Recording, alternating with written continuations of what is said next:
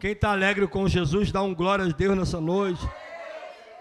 Se você não glorificou, eu te garanto que até o final desse culto, Deus vai te dar alegria no teu coração, amém? Abra sua Bíblia comigo, Atos dos Apóstolos, capítulo de número 2, também conhecido como Atos do Espírito Santo. Aleluia! Vamos meditar naquilo que Deus tem para falar no nosso coração, amém, queridos? Glória a Deus. Parece que já tem uns 3 meses que a gente não se vê, né? Foi anteontem, domingo, a gente estava junto. Demora a gente ver, né, irmão? Tem gente que consegue, às vezes, ficar a semana toda sem aparecer no culto. E quando por algum motivo de trabalho ou qualquer outra causa a gente não vem, eu sinto, como o pastor falou aqui uma vez, é a verdade isso, a gente sente como a semana foi incompleta, né? Está faltando alguma coisa. E aí você tem que adorar dobrado para poder recuperar, amém, queridos? Em nome de Jesus, aleluia. Eu me lembro, Michel, quando eu me converti, embora sempre fui uma pessoa muito extrovertida, mas quando me converti eu ficava meio calado. E a gente sentava naquela igreja, no banco da igreja, 63 jovens sentados naquela igreja ali, eu ficava na fileira do meio, e tinha uns irmãos atrás que era perturbado em Deus, meu irmão. Meu Deus do céu, irmão, toda vez que eu te catucar aqui, tu dá um glória. Aí eles ficavam o culto todo me catucando nas costas aqui, eu dá o glória, meu, glória. E daqui a pouco eu não precisa catucar mais não, irmão. Eu já dava glória espontâneo. É coisa boa demais, né? Você glorificar o nome do Senhor, agradecer a Ele por aquilo que Ele tem feito na tua vida, amém? Em nome de Jesus, Atos dos Apóstolos, capítulo de número 2, versículo de número 42 ao versículo de número 47, diz assim a palavra do nosso Deus. Quem encontrou, diga amém.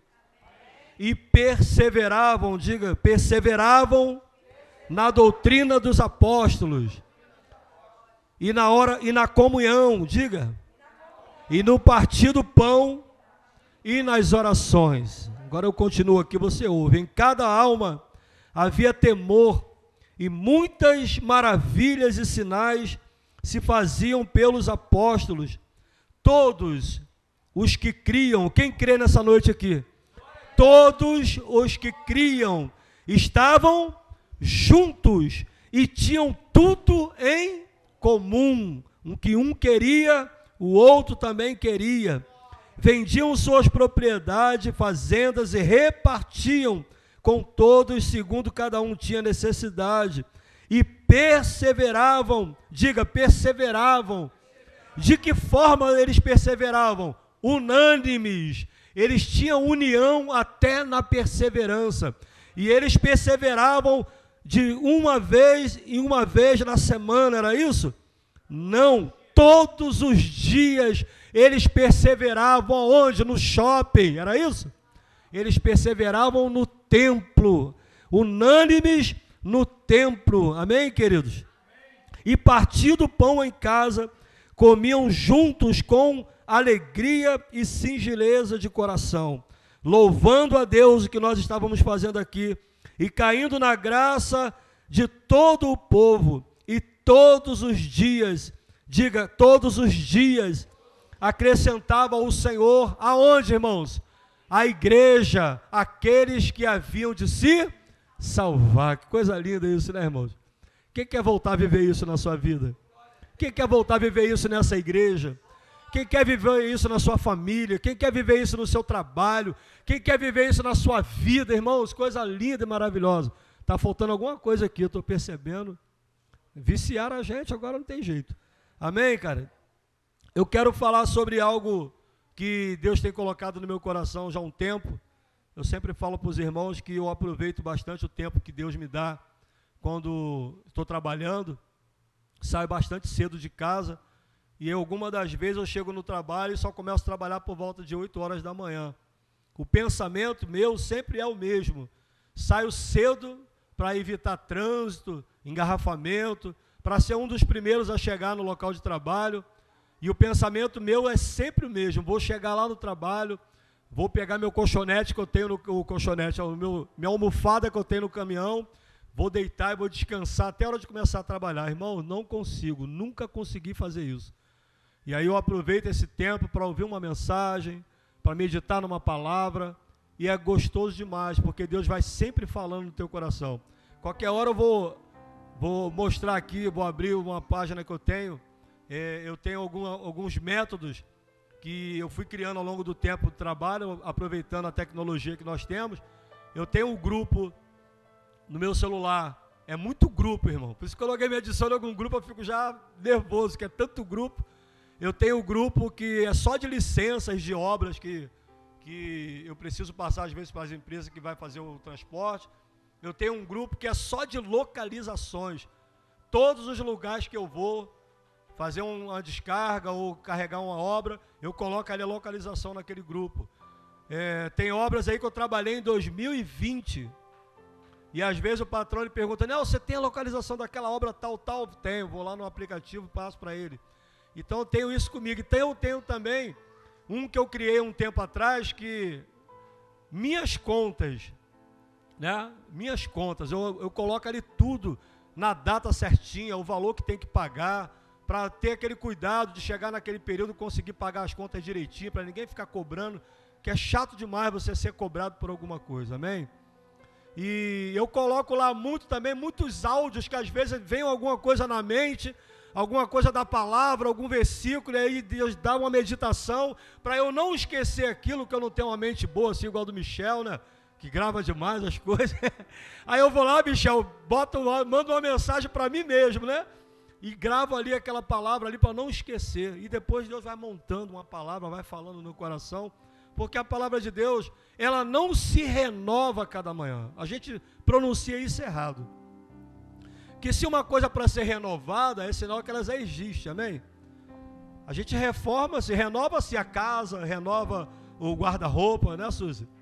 Tem tempo que não renova lá? Aí, Michel, a gente renova uma coisa que já existe, mas a palavra de Deus, ela diz que ela é nova a cada manhã.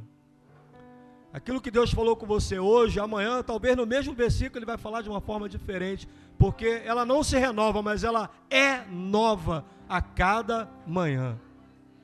Amém? Outra vez eu disse aqui também que quando nós pregamos, a voz do pregador é uma só. É uma só a voz que sai aqui no microfone através dos meus lábios. Mas a forma que ela chega a cada um, ela chega de uma forma diferente. Amém? Porque Deus, ele atende à necessidade de cada um de nós. Então é bacana isso, a gente aproveitar isso. E eu estou um tempo meditando sobre esse assunto. Pilares essenciais para uma igreja saudável, crescente, vibrante e cheia do Espírito Santo. Sabe, irmão, às vezes a gente visita algumas igrejas e a gente não está perdendo para ninguém não, irmão. Às vezes a gente vai numa igreja que tem um número de membros muito maior do que o nosso. Mas nós não estamos perdendo para esse número de membros que é maior do que o nosso. Porque o que constitui uma igreja saudável, crescente, vibrante, cheia do Espírito Santo, não é a quantidade de pessoas que estão naquele ambiente, mas são as pessoas que estão ali com os corações abertos, dispostos a adorar e engrandecer o nome do Senhor. Quando a gente vem, eu me lembro, tem coisas que eu ouço e nunca mais esqueço. Eu fui membro de uma igreja, que o pastor, ele foi infeliz uma vez quando dizia no altar: se você tem problema, irmão, não vem para cá não. Vai para lá com esses problemas, não me traz problema. E aí eu ouvi aquilo e falei: meu Deus, que palavra infeliz desse pastor naquele dia. Porque é o contrário, se você tem problema, vem para cá, porque aqui é o lugar que vai ter a solução para o seu problema, aleluia.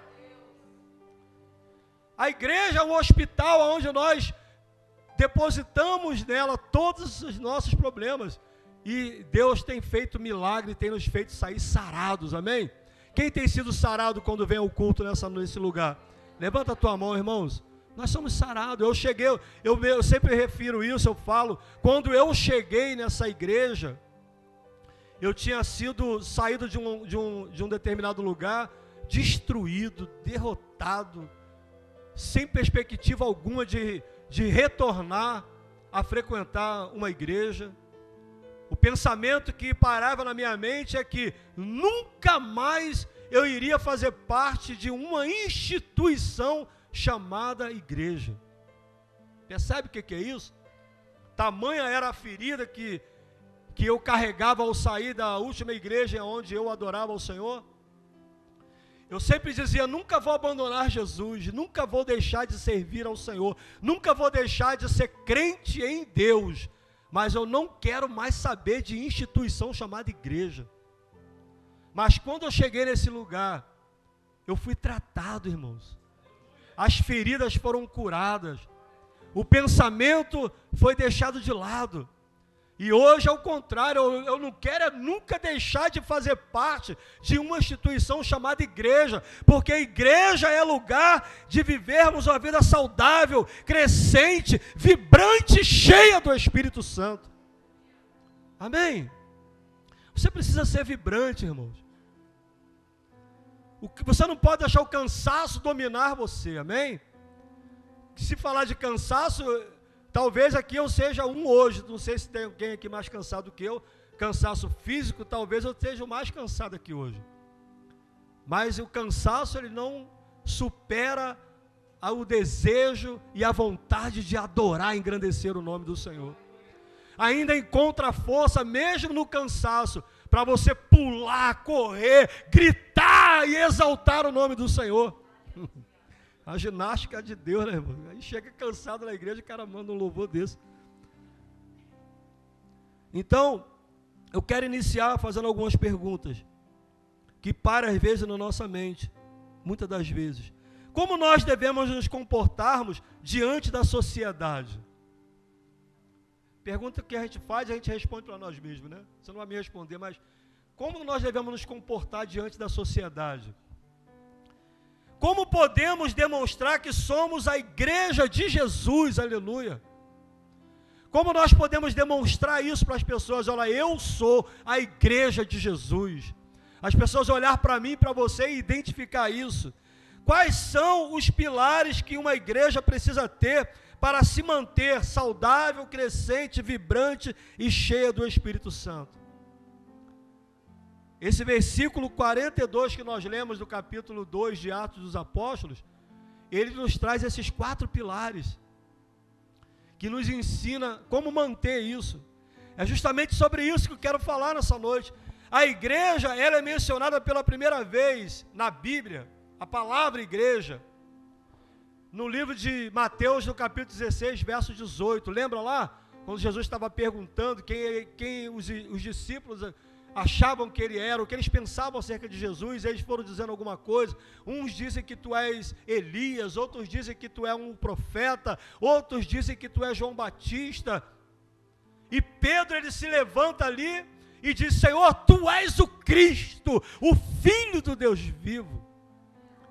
E aí Deus vai dizer para ele, não foi a carne e nem o sangue que te revelou, mas o meu Pai que está no céu. E digo que tu és Pedro, pedra, fragmento, e sobre esta rocha, se referindo a ele mesmo, ele diz, eu vou edificar a minha igreja, e a porta do inferno não prevalecerá contra ela. Primeira vez que a palavra igreja surge na palavra de Deus.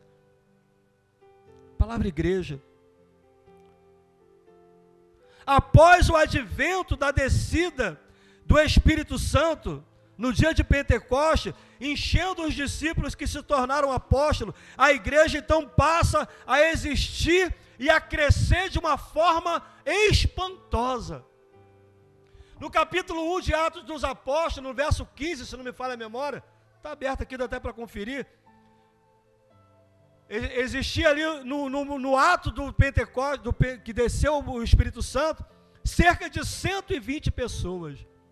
Após a primeira pregação do apóstolo Pedro, cerca de 3.000 almas se converteram. Se você for bom de matemática, uma igreja que era 120 membros, agora se tornou 3.120 membros. A igreja começa a crescer de uma forma espantosa. Os apóstolos foram cheios do Espírito naquele dia. cerca de 120 pessoas, e depois foram salvas 3.000 pessoas. A igreja não parou mais de crescer. Nós estamos aqui hoje, e nós somos frutos desse crescimento, amém ou não amém? Ela não parou naquela época, a igreja continuou crescendo, e ela continua crescendo. A cada dia, Deus tem acrescentado à igreja aqueles que se há de salvar. Mas eu não vejo isso todos os dias aqui na minha igreja. Mas existe milhões e milhões de igrejas que a cada dia Deus está salvando vidas, aleluia. A promessa de salvação de Deus, ela continua, ela não para. A igreja continua crescendo. Mas como manter firme o crescimento desse povo? Como manter firme o crescimento dessa igreja? Como manter firme o crescimento desta comunidade? Porque crescer é algo natural. Mas como manter firme esse crescimento? Aí é que é a questão. E aí esse versículo 42, ele vai nos dar esses 4 pilares que vai nos ensinar como manter essa igreja saudável, vibrante e cheia do Espírito Santo. Amém? Vamos aprender sobre isso? Eu peguei aqui nesse próprio versículo, tem muitas coisas, mas aqui eu quero falar sobre isso. O primeiro pilar, valorização da doutrina, valorização da palavra do Senhor. Amém? O texto nos diz que eles não só valorizavam, como também perseveravam nessa valorização. Não é só valorizar, mas é perseverar. E o que é perseverar? Perseverar é o que é permanecer com frequência na busca de um objetivo, é não desistir, apesar dos momentos de desânimos e de dificuldade. Porque tem pessoas que até perseveram, tem pessoas que até insistem, mas quando os problemas e as adversidades, os momentos de desânimo surgem, as pessoas desistem facilmente. Porque é muito mais fácil eu parar do que eu dar continuidade em meio às dificuldades, sim ou não? Mas eles aqui não só perseveravam, não só valorizavam a doutrina, mas eles perseveravam na doutrina, aleluia. A gente vê, eu estava vendo um tempo atrás, já tem alguns anos isso, hoje eu quase não vejo, mas a gente vê aí, que existe hoje coaches, né, pessoas que estão sendo beneficiadas financeiramente, ensinando as pessoas metodologias para poder fazer uma igreja crescer, expandir em números de pessoas. Eu lembro que um tempo atrás, eu estava me lembrando disso, que aparecia lá na rede social, nem era muito no Instagram, que eu nunca fui muito de Instagram, agora que eu estou olhando um pouquinho, porque ninguém vai mais no Facebook, né? Era Orkut, né? O Orkut, né? O Orkut acabou, aí entrou para o Facebook já está ficando para trás, agora a onda agora é o Instagram, né? E eu lembro na época do Facebook, que tinha lá umas propagandas, que era tipo um curso, para ensinar aos pastores como fazer com que a sua igreja se multiplicasse de 100 para 1.000, de 1.000 para 2.000, de 2.000 para 10.000. Era uma metodologia que eles tinham para poder fazer com que a igreja crescesse. Hoje não é diferente isso, não é, Michel? As pessoas estão buscando de todos os métodos, de todas as maneiras, de todos os recursos para atrair pessoas para a igreja, porque a preocupação deles, Ventura, é de fazer a igreja crescer em números. Eu não posso generalizar, mas uma grande parte de lideranças que a gente conhece por aí, a preocupação deles é essa. Então, para isso, eles usam de todos os recursos, de todas as maneiras, de todas as metodologias, para poder encher a igreja, para atrair pessoas para a igreja. Mas, às vezes, até conseguem fazer isso, encher de pessoas, Mas como manter essa igreja cheia de pessoas, ela saudável, vibrante, crescente e cheia do Espírito Santo? Aí é que está o segredo, que muitos não conseguiram entender. Os apóstolos, eles nos mostram que o verdadeiro segredo não é usar metodologias, o verdadeiro segredo continua sendo valorizar a palavra de Deus, aleluia. Porque é a palavra de Deus que enche a igreja, é a palavra de Deus que atrai as pessoas para a igreja, é a palavra de Deus que convence o homem do pecado, é a palavra de Deus que transforma vidas, é a palavra de Deus que nos dá sustentação para ter uma vida firme e perseverante na presença do Senhor.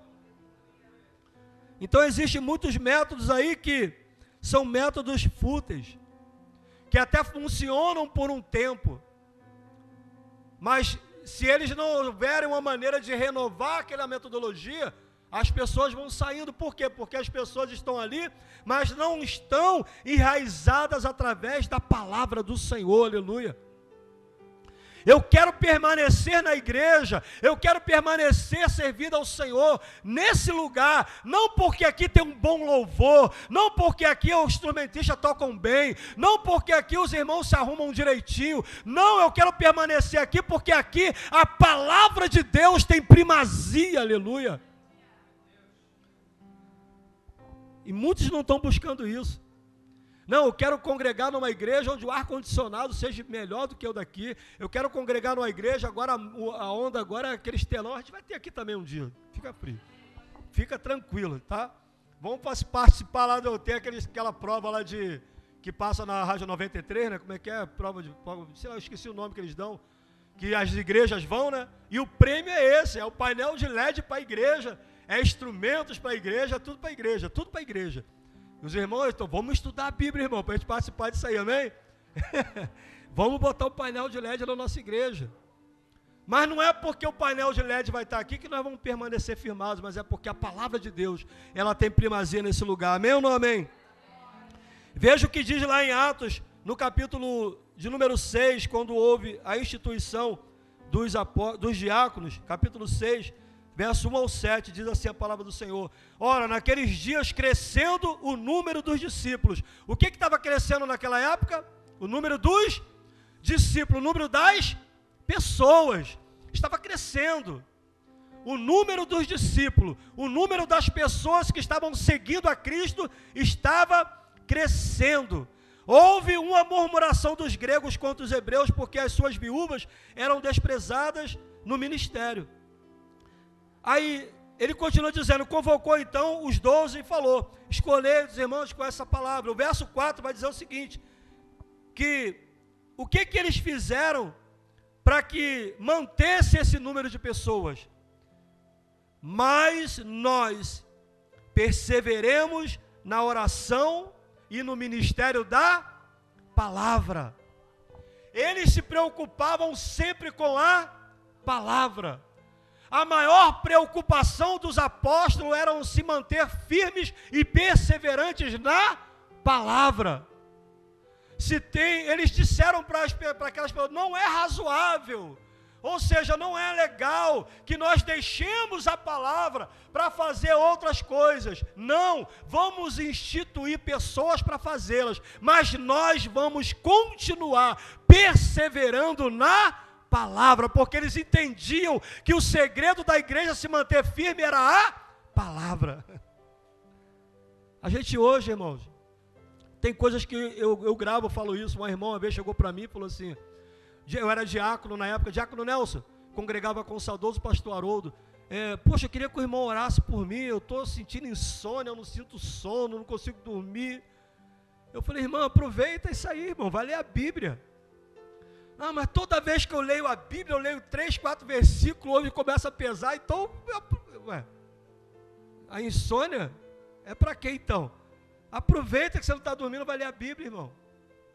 Sabe por que isso acontece, irmãos? Acontece isso com você? Comigo acontece com alguém aqui? Vamos ser sinceros hoje? Quando você começa a ler a Bíblia, né?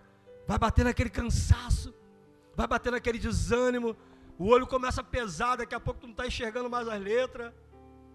E não é porque você não quer ler, é porque o inimigo sabe que se você se firmar, perseverar nessa palavra, meu irmão, você vai ser uma potência na mão de Deus, e Ele não poderá com a tua vida, aleluia. Eu me lembro que quando eu era mais novo no Evangelho, falo isso com vergonha, não me orgulho disso, que muitas das vezes eu chegava depois do culto, eu tinha aquele hábito de, igual o povo de Bereia, Michel, eu ouvia uma pregação e ficava anotando algumas coisas, e quando chegava em casa eu ia conferir aquilo. E as Bíblias até hoje elas são assim, elas têm a leitura da Bíblia, não sei se a sua tem no rodapé, vem aqui as referências, que você pega aqui aquele número do versículo, e ele vai te levando para Gênesis, vai para Apocalipse, vai para o Novo Testamento, vai para o Velho Testamento, e tu vai passeando na Bíblia para um lado e para o outro. E eu chegava em casa 10 horas da noite, às vezes o culto acabava 9 e pouco, eu chegava em casa 10 horas da noite, e aí eu pegava aquele papel que eu tinha escrito, aquelas dúvidas, e começava. E aí 10 horas, 11 horas, meia-noite, 1 hora da manhã, 3 horas da manhã, e às vezes minha mãe levantava 4 horas da manhã, tu está fazendo o que acordado uma hora dessa? Meu irmão, você começava a passear na palavra, não sentia sono, não sentia nada.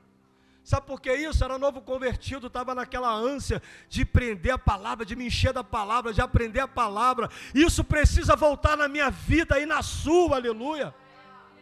Eu tenho cerca de 25 anos convertido no Evangelho, me converti em 95. Quem é bom de matemática faz a conta aí para mim.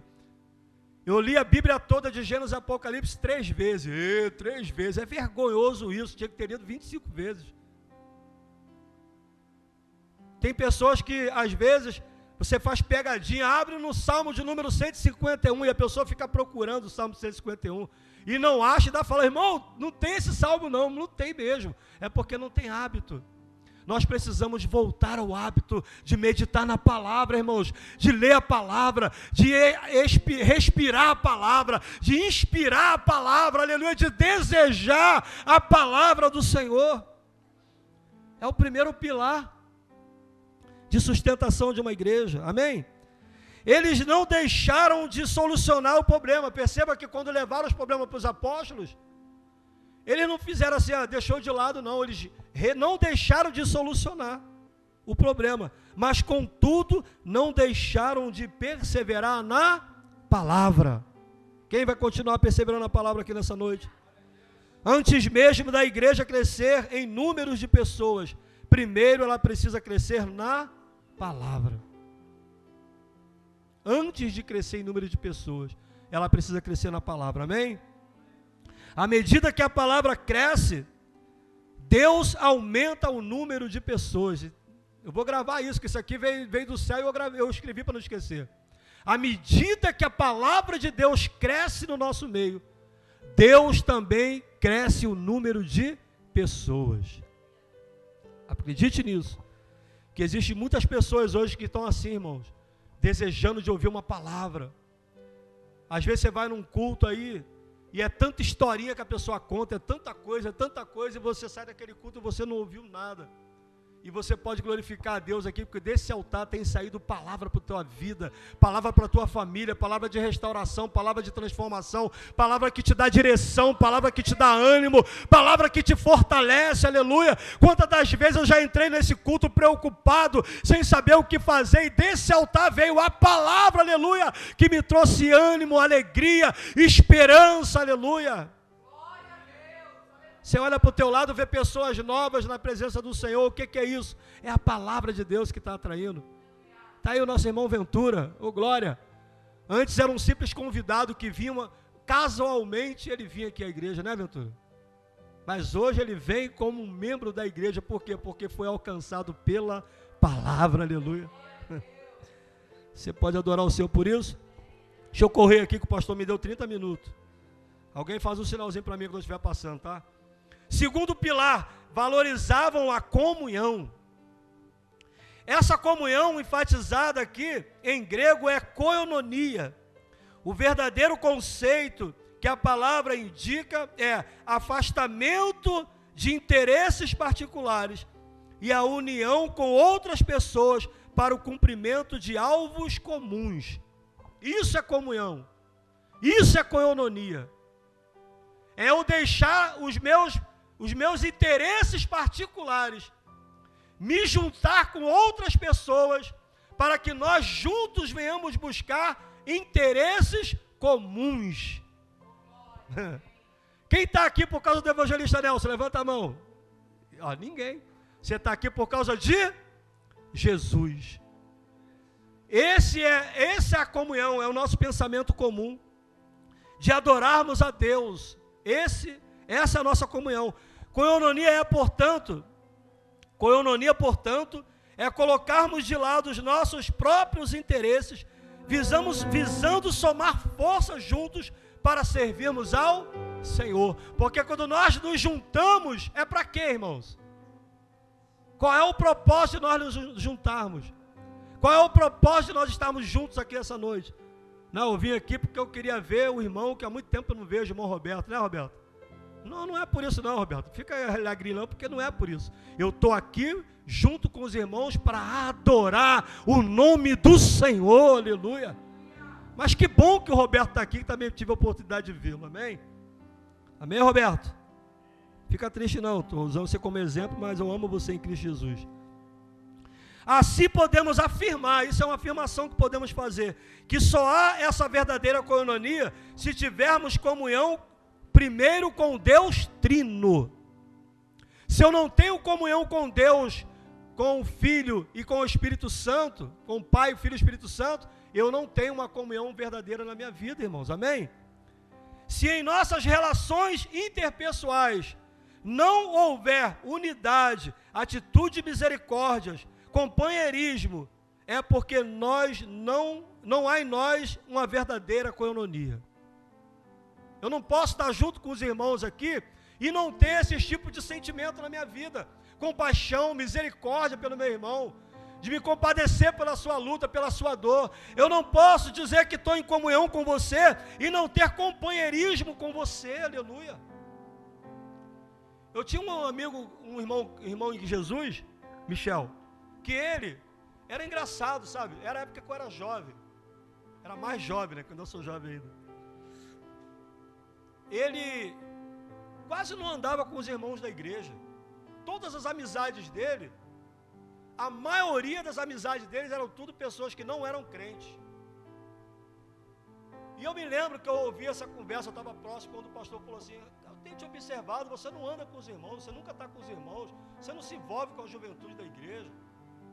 Pastor, porque os meus amigos, a maioria são todos, não são crentes.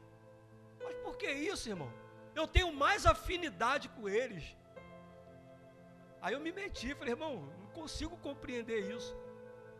Como que você pode ter mais afinidades com pessoas que não servem a Cristo e não ter afinidades com os irmãos que servem o mesmo Deus que te salvou, que salvou eles também? Tem alguma coisa errada nisso.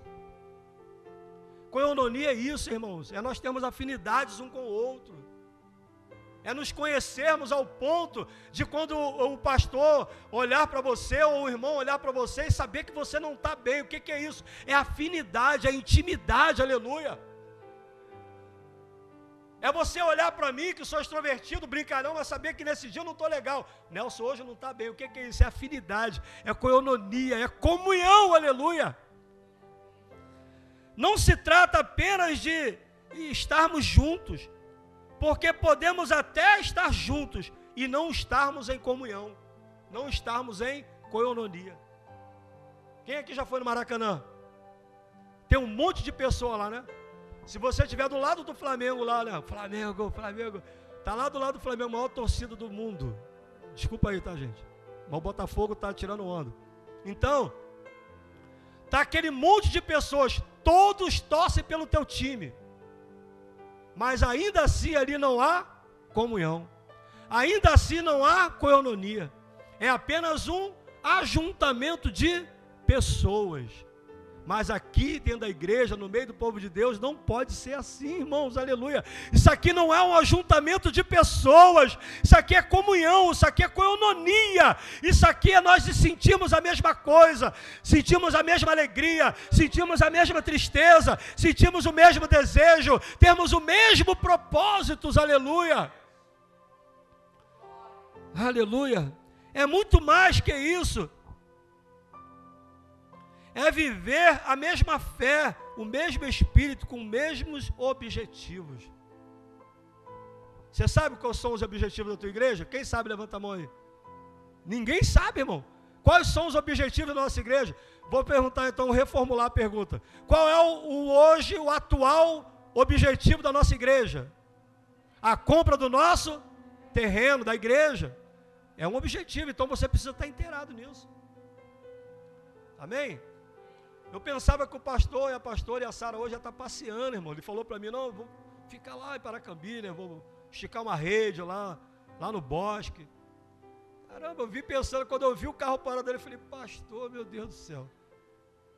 É porque a gente não consegue, irmão. Por mais que a gente queira, por mais que a nossa mente queira fazer, a gente não consegue, porque a gente se agrada em estar em comunhão, em coinonia, amém? É bom estarmos juntos. Renascer Praise compôs uma canção, como é bom nos congregarmos e adorar-te, ó Deus, como é bom sempre exaltar seu grande nome. Juntos fazer isso é coisa boa demais, amém, queridos? Deixa eu correr. Terceiro pilar, então o segundo pilar qual é? Valorizavam a comunhão. O primeiro é valorizar a doutrina, a palavra. O segundo, valorizar a comunhão, é estar juntos em todos os momentos, adorando o Senhor, mesmo que você esteja lá na sua casa e eu lá na minha, ainda assim nós podemos estar juntos, aleluia. Amém, queridos? Hoje, com o advento da internet, então, facilitou muito mais isso aí. Você faz lá, o aplicativo do WhatsApp agora até mudou, né? Você pensa que vai mandar um áudio, abre vídeo. Cuidado das irmãs aí, que eu tiver descabelado, ela vai mandar um áudio lá. Caramba, tu fazia assim no botão lá, aí abria só o áudio, né? Agora se tu fizer assim, ó, abre o vídeo, já viu isso no teu celular? Já atualizou? Caramba, cara. Aí tu vai lá, cuidado, irmão. Vigia aí, irmãos. Serve para vocês também. Vigia, ô Chapolin. Falar com o pastor, esteja acordado mesmo. Vai pedir, não, pastor. Amém, irmãos? Terceiro pilar, valorizavam o partir do pão. Partir o pão significa repartir o que temos. É mais do que isso, é repartir o que somos. E também o que nós colocarmos a nós mesmos, e é colocarmos à disposição nos colocarmos à disposição dos irmãos. Partir o pão é muito mais do que isso. Só sentar numa mesa e partir o pãozinho um com o outro, não, irmão. É nos colocarmos à disposição. É nos colocarmos, repartir o que somos, o que temos, e nos colocarmos à disposição. Isso é repartir o pão. Né? Tem um grupo aí que eu esqueci o nome, estava querendo lembrar a letra, que eu brincava muito isso no trabalho, né? Quando eles compravam algum lanche, alguma coisa, todo mundo caiu, eu falava, para falar de amor, preciso aprender a repartir o pão. Já viu essa música? Depois pesquisa aí que tu vai ver, é lá do fundo, né? Oi? Fruto saía lá, fruto sagrado. Adolescente já se conhece, pô? Tu não vai conhecer, Michel? Né? Tem gente que fala de amor, né, irmão? Eu te amo. É bacana, né? Quando o pastor vira para o irmão do seu lado e fala, irmão, eu te amo. A gente, eu te amo, eu te amo. Aí que a pessoa está comendo alguma coisa, dá um pedacinho. Não, irmão. Criança que é assim, né? Criança que é assim. Então vamos aprender a repartir o pão. Repartir o pão também significa compartilhar o amor de Jesus. Isso é repartir o pão. Amém? Para com o próximo.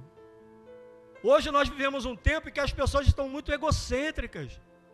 Eu já estou salvo, minha família está salva, meus filhos estão libertos, está tudo bem, não falta nada, a despensa está lá legal, as contas estão pagas, né? E o próximo? O próximo pega o próximo, irmão, porque eu estou na frente já. Então repartir o pão significa compartilhar o amor de Jesus para com o próximo.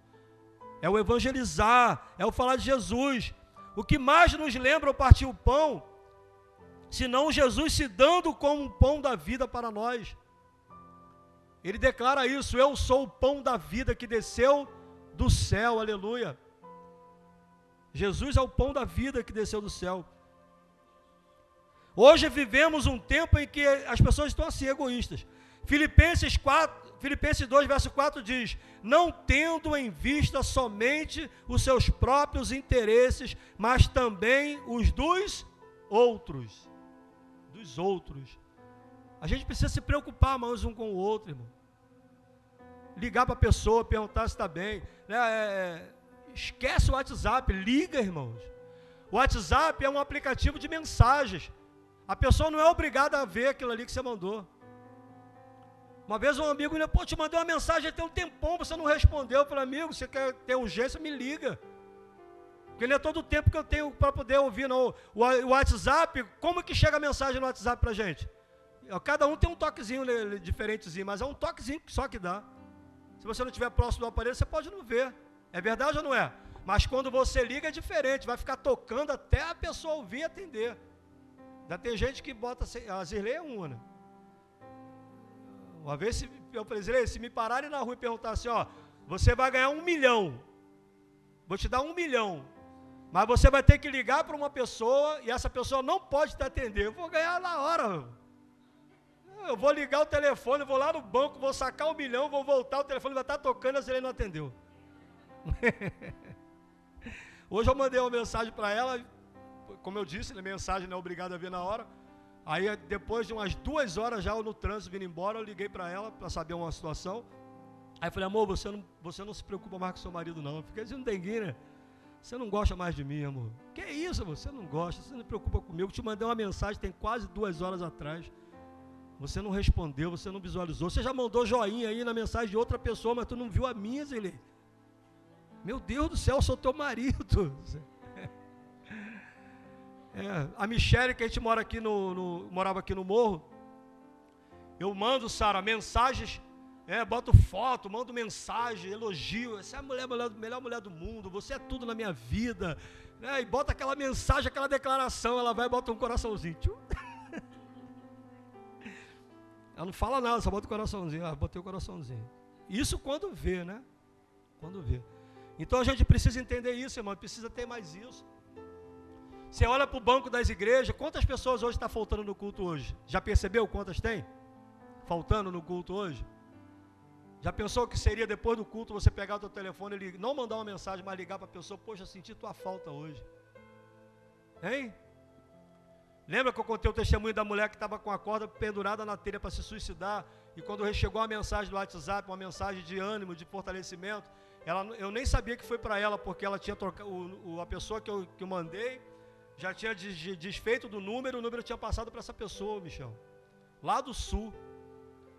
E eu na Dutra, dirigindo, mandei essa mensagem, que todos os dias eu mando uma mensagem, e essa mensagem, me lembro, já tem uns 2 anos atrás, era uma mensagem de ânimo, de fortalecimento, de não desistir, de tentar mais uma vez. E aí quando mandei aquela mensagem, logo em seguida o telefone tocou. Olha, eu não lhe conheço, não sei quem o senhor é, mas eu estava aqui com a corda pendurada para me enforcar, acabar com a minha vida, e resolvi dar a oportunidade de ler a última mensagem.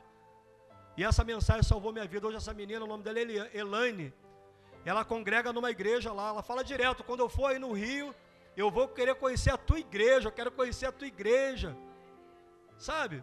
Então o valor de uma mensagem, o valor de um telefonema. Ela falou assim: ora por mim quando você puder. Eu liguei a seta do caminhão, encostei no acostamento da Dutra, falei: eu vou orar agora. E mandei um áudio para ela, em oração para ela, pedindo para que Deus continuasse abençoando a vida daquela pessoa. Porque às vezes você fala assim: irmão, depois você ora por mim, eu estou passando. Tá bom, irmão, eu vou orar. Não vai orar nada, irmão. Se tu não orar na hora, tu não ora depois. Não é nem porque você não quer, porque vai ter outras coisas que vai tirar a tua atenção e você vai se esquecer. É ou não é? Eu quando me converti, que fui evangelizar lá no Manguinhos, que eu levei um garoto que era companheiro meu de uso de drogas. Estou encerrando, pastor, tá? Vou deixar o último pilar para outro dia. Eu estava vivendo nas drogas com essa pessoa, me converti e fui lá no Manguinhos evangelizar um domingo, Michel. Fiquei o dia todo de terninho, gravata, breia, recém-convertido na breia. Deixei muitos inimigos ali naquela comunidade do Manguinhos. E eu resolvi, aí tinha esse conhecido meu, o nome dele é Sérgio Paulo, o nome dele. E a gente conhecia ele como Memezinho, porque ele tinha que cada drogado ele tem uma neurose, né? A neurose é um vício, alguma coisa que o drogado tem. O meu era jogar sinuca e tomar catuaba. Eu chegava num bar, pegava aquela garrafinha que é igual o Dreca, aquela buchudinha assim, ó, pega essa garrafa aí fechada, bota aqui pra mim. Pegava 20 fichas de sinuca, nem te conhecia, vamos jogar sinuca aqui comigo, era a minha neurose, né, que a gente fala. E a desse colega meu era tomar mel. Ele falava, bota o melzinho, aí ficou Memezinho o nome dele, apelido. Mas é Sérgio Paulo o nome dele, pastor. E aí quando eu me convidei, a mãe dele crente, sempre orou pela gente. E lembro-me que cheguei a frequentar alguma vez a igreja lá, dentro da favela do Manguinhos ali, na rua Capitão Bragança, eu não esqueço nunca mais esse nome dessa rua. E evangelizei o Sérgio Paulo.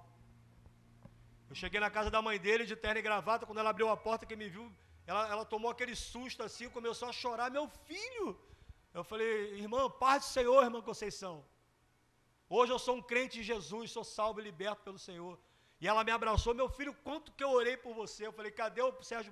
Nem chamei ele pelo apelido, cadê o Sérgio Paulo? Está lá em cima, meu filho, igual um cadáver. Eu subi naquela casa ali no Manguinhos, uma casa de 2 andares, subi aquela escada, Ventura. Olhei para aquele amigo deitado na cama, igual um cadáver, só tinha pele e osso. E bati nas costas dele para ele se acordar, que ele estava dormindo. E quando ele acordou assim, meio sonolento, ficou me olhando. Aí daqui a pouco, é tu mesmo, Manguinho? Eu falei, não é o Manguinho não, cara, isso aqui é o Nelson, cara. Manguinho morreu. Aí ele coçou o olho assim, eu falei, levanta, cara. Estava anoitecendo, eu falei, levanta, vamos para a igreja. Que igreja, cara? Vamos para a igreja agora, cara. Se arrume e vamos para a igreja. Ele tomou um banho e fomos para a igreja. Quando eu entrei na porta da igreja, um senhor que era porteiro diácono daquela igreja do Manguinhos, ele falou assim, estou lembrando de você. Isso tinha passado uns 1 ano e 7 meses eu fiquei em João Pessoa, fiquei mais uns 2 anos aqui em São João de Meriti com medo de aparecer por lá, tem que vigiar, né? Deixei muitas coisas erradas. Então passou aí cerca de uns quase 4 anos. E aí quando eu cheguei lá nessa noite no Manguinhos, na igreja, na Assembleia de Deus, com o Sérgio Paulo, o porteiro, quando olhou para mim, falou assim, estou lembrando de você, orei muito por você, seu nome é Nelson, a Conceição me deu o seu nome. Ele abriu a Bíblia, pegou um papel envelhecido, dentro da Bíblia dele estava lá o meu nome escrito. Aleluia. E eu olhei para aquele homem e falei, meu Deus, que é isso, cara? Ele aqui está aqui seu nome, estava escrito lá, Nelson, pedido de oração, feito pela irmã Conceição. E eu falei assim, Deus atendeu sua oração, meu irmão. Hoje eu sou um crente em Jesus. E hoje eu trouxe o Sérgio Paulo para assistir o culto nessa noite. Quando fizeram o apelo naquela noite, eu falei para ele, vai lá na frente, cara, aceita Jesus. Ele sem força, sem coragem. Não, deixa para outro dia, não, vamos agora. Peguei no braço dele. Ele não tinha força, estava fraco, debilitado. Eu estava forte já, curado, saudável. Falei, vamos lá na frente agora, rapaz. Você tem que dar o primeiro passo para Jesus transformar a tua vida, pô. Você precisa honrar os anos de oração que tua mãe orou por você, cara. E ele foi na frente comigo, Michel. Sem vontade, mas eu arrastei ele para frente. Falei, você vai. E aí, quando chegou na frente, ela falou, levanta a mão, pô. Aí, em vez dele levantar a mão, ele dobrou o joelho no altar. Aceitou a Jesus naquela noite. Hoje o Sérgio Paulo é presbítero lá naquela igreja, irmão. Eu preciso trazer ele aqui um dia. Ele é presbítero naquela igreja. Ele se tornou crente naquela igreja. Se tornou membro naquela igreja. Se tornou auxiliar de trabalho, diácono. E hoje ele é um presbítero. Isso é o poder da comunhão. A comunhão faz isso. Eu sei que Deus quer fazer muita coisa nessa igreja. Ele fala isso no meu coração e eu entendo que é bem verdade. Deus quer fazer muita coisa nesse lugar, irmãos. O que está faltando então, evangelista Nelson? É nós entrarmos nessa sintonia, nessa frequência que tem sido falado aqui na igreja. É deixarmos de ser crentes mimimi, de qualquer coisinha se chateia, se aborrece. Não quero falar com o irmão, não quero olhar para o irmão, estou chateado, estou birrento, irmãos. Deixa isso de lado, irmão. Olha para a tua vida, que você era antes, vê o que você é hoje. O que Deus fez com a sua vida. Lembra que eu conto quando eu estava saindo, indo embora daquela igreja naquele dia, o culto acabou, fui para casa feliz da vida, levei o Sérgio Paulo para casa, entreguei a mãe dele, na mão da mãe dele, que ela era mesmo de outra igreja.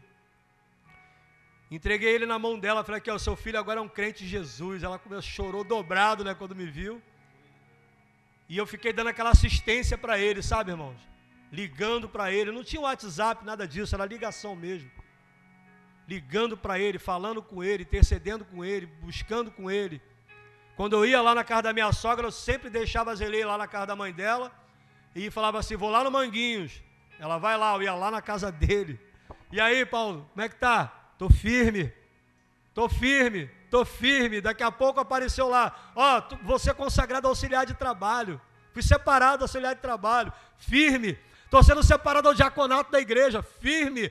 Quando foi consagrado a presbítero, eu congregava na época com o pastor Rogério ali em Vila dos Teles. E ele me ligou dizendo, Nelson, vai ter a consagração aqui na minha igreja de obreiros, eu vou ser levantado ao presbitério da igreja. Eu falei, eu faço questão de estar aí contigo. Eu já era presbítero também na época. Tudo isso.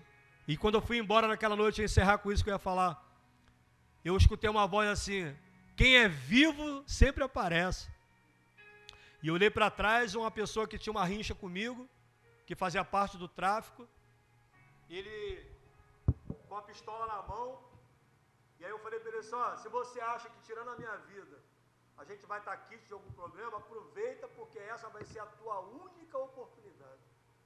Falei assim para ele, virei as costas, isso já tem mais de 20 anos, eu estou contando a história para você aqui hoje. Esse rapaz que chamava, não me lembro muito com exatidão, acho que era André, alguma coisa assim o nome dele, tinha um apelido de Bagulhão, que andava sempre com um cigarro de maconha bem grosso na mão, o apelido era Bagulhão, foi preso. Depois de ser preso, eu fui visitar ele na cadeia, disse para ele, estou orando por você, cara. Eu acredito que Deus pode transformar a sua vida. Então, irmãos, vamos viver a verdadeira coinonia. Porque é isso que Deus quer fazer nesse lugar. Você precisa se sentir incomodado de ver essas cadeiras vazias. E aí o trabalho, o cansaço, ele vai tomando esse nosso tempo, mas a gente tem que buscar em Deus sabedoria, estratégia. Eu sei, eu reconheço que eu estou deixando muito aquém daquilo que eu posso fazer para Deus, daquilo que eu posso ser usado para Deus. Não pense você que você não pode ser uma potência na mão do Senhor, porque você pode. Existe um versículo na Bíblia, em Lucas, que eu não me lembro, nunca me lembro o capítulo e o versículo, mas está escrito no final dele assim, se eu faço somente o que me mandam, eu sou o mais inútil dos servos. Eu não quero ser servo inútil. Alguém aqui quer ser servo inútil? Então, irmão, vamos arregaçar a manga da camisa? Bora? Deus abençoe a igreja nessa noite, no nome de Jesus.